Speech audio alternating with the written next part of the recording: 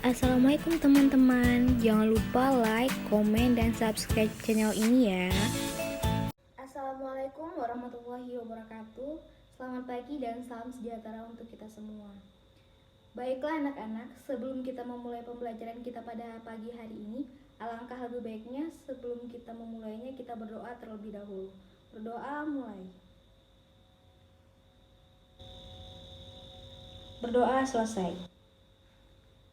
Baiklah anak-anak, pada hari ini kita akan melanjutkan materi kita mengenai teks cerpen. Nah, pada hari ini Ibu harap materi yang Ibu sampaikan dapat dipahami dengan baik dan dapat diambil pelajarannya.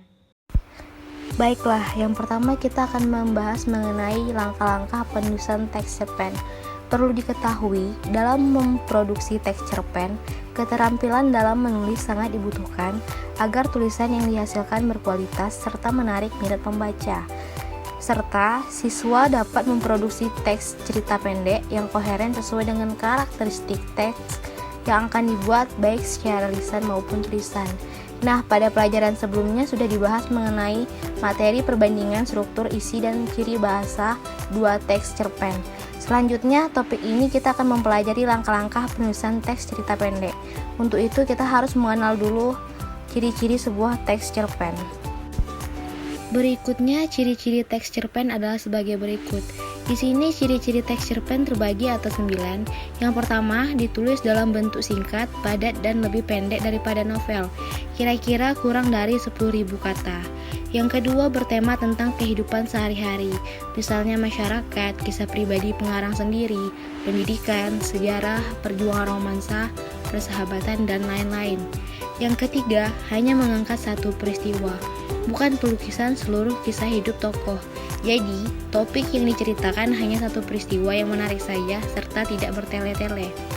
Yang keempat, dapat dibaca dalam satu kali duduk atau dalam waktu yang relatif singkat karena ceritanya pendek sehingga tidak perlu waktu yang lama untuk membacanya. Yang kelima, bahasa yang digunakan mudah dipahami pembaca karena diksi umum yang dikenal dengan masyarakat dan ekonomis. Keenam, memberi kesan mendalam kepada pembaca. Yang ketujuh, menceritakan peristiwa tanpa ada perubahan nasib. 8. Penokohan tidak mendalam dan singkat. Yang terakhir, memiliki alur lurus dan tunggal. Selain karakteristik cerpen di atas, dalam memproduksi teks cerpen pun harus membutuhkan wawasan akan syarat-syarat paragraf. Adapun syarat-syarat dalam membuat sebuah paragraf adalah sebagai berikut. Yang pertama, kesatuan. Maksudnya di sini, suatu paragraf harus memiliki satu pikiran utama. Tidak boleh ada kalimat sumbang atau kalimat yang tidak menjelaskan pikiran utama. Yang kedua, kepaduan. Maksudnya di sini, suatu paragraf harus mengandung kalimat-kalimat yang memiliki hubungan timbal balik atau padu antara satu dengan yang lainnya, baik secara bentuk maupun isi. Kepaduan kohesi, misalnya penggunaan kata hubung dan kata ganti yang tepat dalam suatu paragraf. Kepaduan koherensi, misalnya isi atau masalah yang diceritakan dalam kalimat yang satu dengan yang lain atau masalah kalimat dengan kalimat sebelum dan sesudahnya. Baiklah, di sini kita akan membahas langkah-langkah menulis cerpen yang baik dan benar. Di sini, langkah membuat cerpen harus sesuai dengan prosedur yang baik dan benar. Di sini kita ketahui bahwa cara membuat atau menulis cerpen dibagi atas 13. Yang pertama, memilih topik atau tema. Di sini memilih tema apapun sesuai dengan keinginan yang dikehendaki. Tema cerpen sangatlah banyak, tidak susah bingung untuk mencari sebuah tema.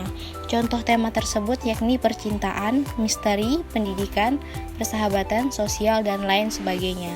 Tanpa sebuah tema, memproduksi teks cerpen menjadi jauh lebih susah dari apa yang dibayangkan. Yang seharusnya dalam 2 jam malah menjadi 6 jam. Kemudian yang kedua, menentukan jenis cerpen dan target pembacanya. Menentukan jenis cerpen seperti cerpen horor, drama, religi, romantis, tragis, misteri, komedi, dan sebagainya. Menentukan jenis cerpen akan lebih memfokuskan cerita pada gaya bahasa yang mengena. Misalnya, jika ingin membuat cerpen jenis horor, maka buatlah sesuatu yang berkesan dan menakutkan serta mencekam. Target baca penting dalam hal ini. Buatlah cerpen secara menarik untuk memikat target pembaca. baik itu anak-anak, remaja maupun dewasa atau segala umur. Target baca harus jelas, jadi jangan dipadukan dengan yang lainnya. Cerpen anak-anak tidak sama dengan cerpen dewasa. Cerpen remaja juga tidak sama dengan cerpen dewasa. Selanjutnya di sini ada menentukan tokoh-tokoh. Persiapkan tokoh-tokoh yang akan dibuat dalam cerpen secara matang. Tokoh ini meliputi tokoh utama dan tokoh figuran. Nama-nama tokoh juga harus sesuai dengan cerpen. Yang keempat, menganalisis watak tokoh. Watak tokoh atau penokohan dapat dibuat sesuai dengan cerita yang akan dibuat. Penokohan ini dapat digambarkan dari paparan langsung maupun secara tidak langsung. Paparan langsung misalnya dialog antar tokoh, pikiran tokoh, atau penggambaran fisik tokoh. Yang kelima yaitu menentukan atau menulis garis besar cerita. Garis besar cerita meliputi apa-apa saja yang akan terjadi, konflik yang akan terjadi, serta penyelesaian. Buatlah garis besar dengan secara singkat, padat, jelas, dan harus memperhatikan berbagai kejadian yang akan muncul. Yang keenam, menentukan alur. Tentukan alur secara tepat dan baik sehingga memberi kesan mendalam bagi pembaca. Perlu diketahui ada 3 tahapan alur, yaitu alur maju, mundur, dan campuran. Ketiganya harus memiliki tahapan yaitu perkenalan, penanjakan, klimaks, puncak klimaks, dan penyelesaian. Yang ketujuh, menentukan latar cerita. Di mana cerita itu terjadi, kapan terjadi, bagaimana suasananya, tentukan semuanya dengan jelas. Dapat digambarkan secara langsung maupun secara tidak langsung. Yang kedelapan, memilih gaya pencitraan atau sudut pandang. Untuk menulis cerpen, perlu adanya sudut pandang yang jelas. Sudut pandang ini terdiri atas 2 macam, yaitu sudut pandang orang pertama dan orang ketiga. Untuk penggunaan sudut pandang itu sendiri ada 4, yaitu orang pertama sebagai pelaku utama, orang pertama sebagai pelaku sampingan, orang ketiga sebatahu, orang ketiga sebagai pengamat. Nah, selanjutnya yang 9, memilih diksi yang sesuai. Dengan adanya diksi atau pemilihan, sebuah cerpen akan jauh lebih menarik dan tidak berkesan biasa saja. Pemilihan kata yang sesuai juga dapat dijadikan sebagai tombak untuk memperoleh cerpen yang berkualitas. Jadi, pilihlah diksi dengan memperhatikan padu tidaknya antar kata dan kalimat. Jadi, jangan asal memilih diksi, karena diksi juga ikut berperan dalam sukses tidaknya sebuah cerpen. Yang ke-10, membuat kerangka sesuai alur. Setelah tahapan sebelumnya selesai, maka langkah selanjutnya adalah membuat kerangka. Kerangka dibuat sesuai alur yang ditentukan dan mencakup langkah yang dibuat sebelumnya. Yang ke-11, memperhatikan unsur intrinsik dan ekstrinsik. Jadi, perhatikan semua unsur intrinsik dan ekstrinsik cerpen dengan baik. Yang ke-12, mulai menyusun cerpen dengan memperhatikan padu tidaknya antar kalimat. Hal ini juga berkaitan dengan diksi yang sesuai. Menyusun cerpen dengan diksi yang sesuai akan mempermudah penyusunan kata agar padu dengan kalimat sebelumnya. Intinya, tulis cerita sesuai kerangka yang telah dibuat dan diberikan diksi yang benar-benar tepat dengan memperhatikan padu tidaknya kalimat. Jika antar kalimat tidak padu, maka akan terkesan janggal. Yang terakhir, memberi judul yang paling sesuai dengan cerpen yang telah dibuat. Jadi buatlah judul semenarik mungkin berdasarkan isi cerpen yang unik, berkesan, beda dari yang lain dan jarang ditemui. Kemudian periksalah dan koreksi kembali jika terdapat kesalahan.